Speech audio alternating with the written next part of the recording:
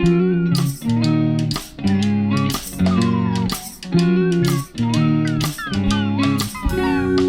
this is going to be a bit of a different versus video, quite obviously. I've never tackled culture versus culture here. Also, I still have the pretty severe headache I mentioned in my last video, and it's not going away, and it is pretty severely light sensitive, so excuse me looking like a tool, wearing the darkest shades I could find.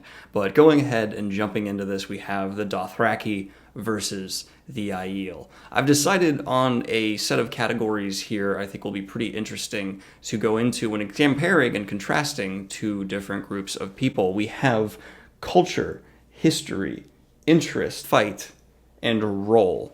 Now, the reason I chose these, first and foremost, the culture, is because, well, that's really what we're examining here. We're talking about a culture, and I'm going to go into how deep, how well explored that culture is as a whole, in terms of how real does it feel for the reader. Then we have the history, which does bleed into the first category quite a bit, but in terms of actually looking at this group as a whole, I think it's important to separate these two things as different. The history builds the foundation for the culture that currently exists. I want to see if it makes sense, I want to follow it closely, and I want to look at it in the relationship between these two categories. I find that to be really important. And what I'm actually going to be doing is giving 1 point for each of these categories and then an additional point on how well they actually kind of work together, the symbiotic relationship between their origins, development, and where they land. Third, I'll be talking about the interest for the reader. Obviously, this is just, how well is this culture executed and presented to us? Pretty straightforward, but very important category. Next up, we have the fight. Now, the fight will be broken down into 3 different categories for the fight. We have 1 versus 1, 100 versus 100, and 1,000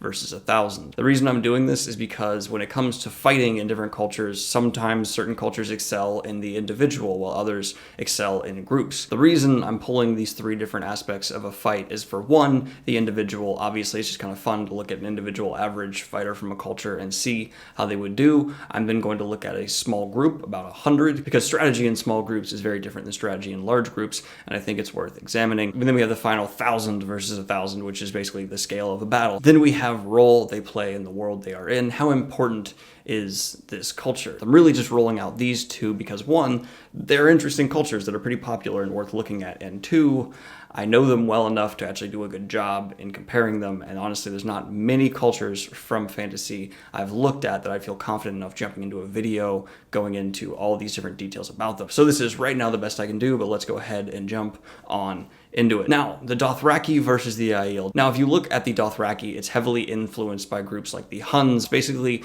ancient European or Asian barbarian tribes that largely relied on light cavalry fighting. It is executed really well in a translation over to the Dothraki, and I enjoy it quite a bit. They have great metaphors and similes that build up their philosophy, culture, and religion as wholes. That's a cool addition by George R.R. Martin to improve our vision of these people. The stallion that'll mount the world is an image that really gets stuck in your head. He does a good job of also building little things within the culture, like the smell of a Dothraki chief, things like that help build these people, help make them grow as a culture overall. Unfortunately, when comparing them to the Aiel, this is going to again be a fairly one-sided comparison for the first couple of categories.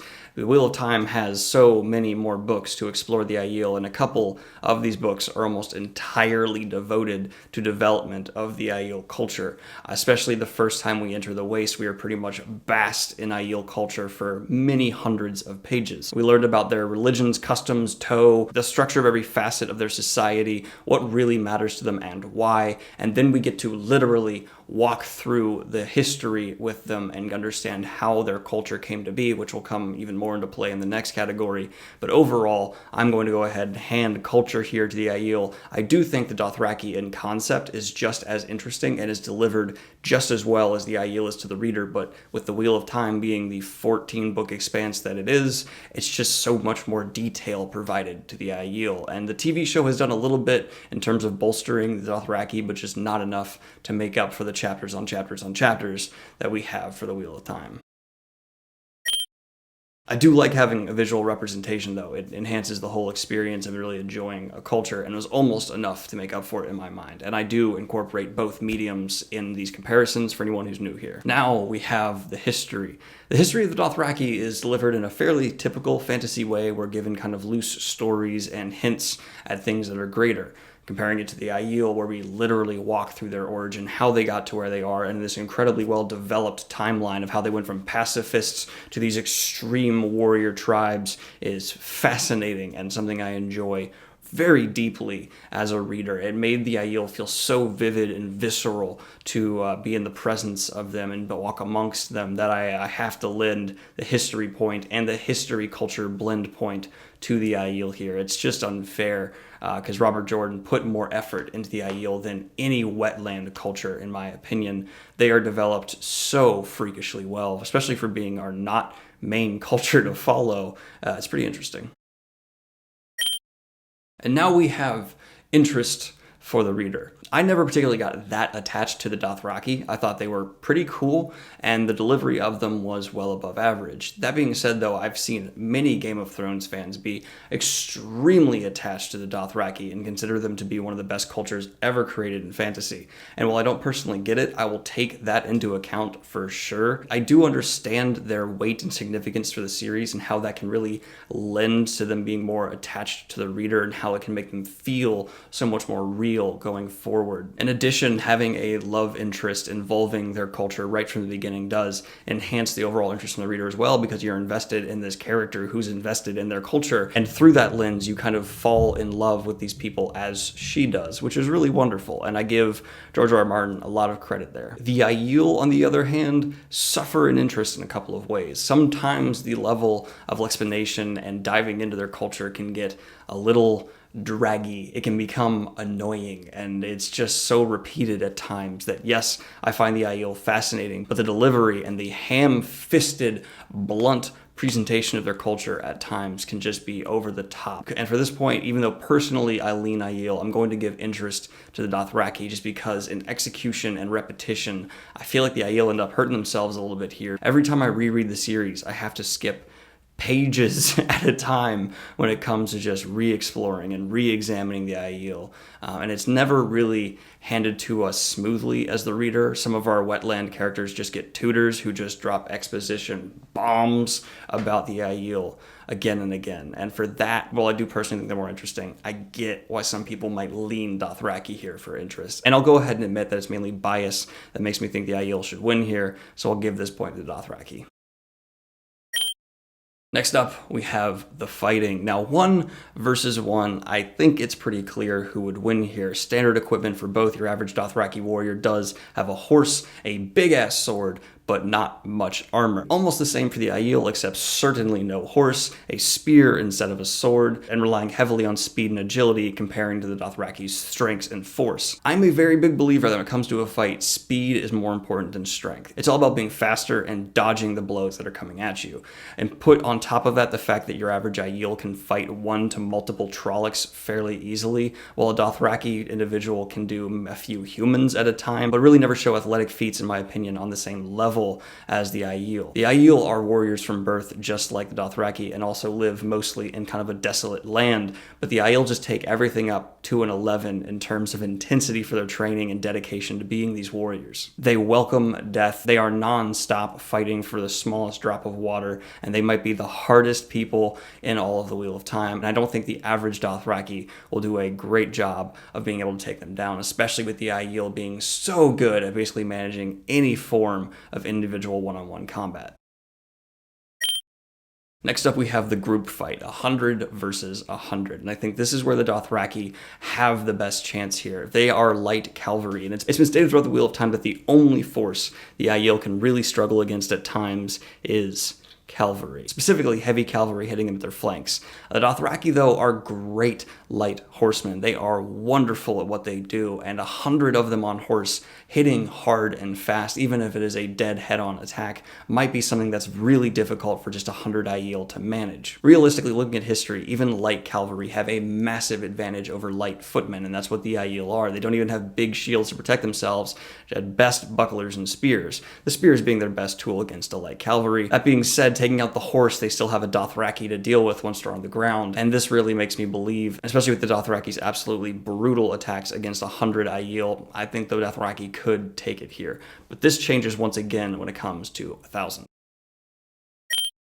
100 men is not enough to really have an intense strategy going forward against light cavalry. Assuming that they're meeting on a pretty flat plain, the cavalry again do have a large advantage, but the Aiel, being 1,000 in number, can certainly be deep and strong enough that the Dothraki cannot simply ride through them. 100 men can be ridden through by 100 horses. 1,000 versus 1,000 will cause a stop. And that stop is what's key here. If they were heavy cavalry, perhaps the Dothraki could continue to push through, but realistically, light cavalry does get jammed up. It does not have that tank ability to just push on through, which is seen with knights and their heavy horses more often. And I think that's what truly made the Aiel vulnerable to the heavy cavalry, the fact that they can continue to push through on their war horses. 1,000 versus 1,000 means the cavalry will stop. And once they are stopped and engaged in combat one-on-one with Aiel, I think it's pretty much over. They're able to leap up onto horses and kill men. We've seen that throughout the Wheel of Time, and they have no real fear of death or being injured. This, together with the Dothraki maybe being surprised with the sheer ferociousness of this kind of combatant, something they have not really seen before.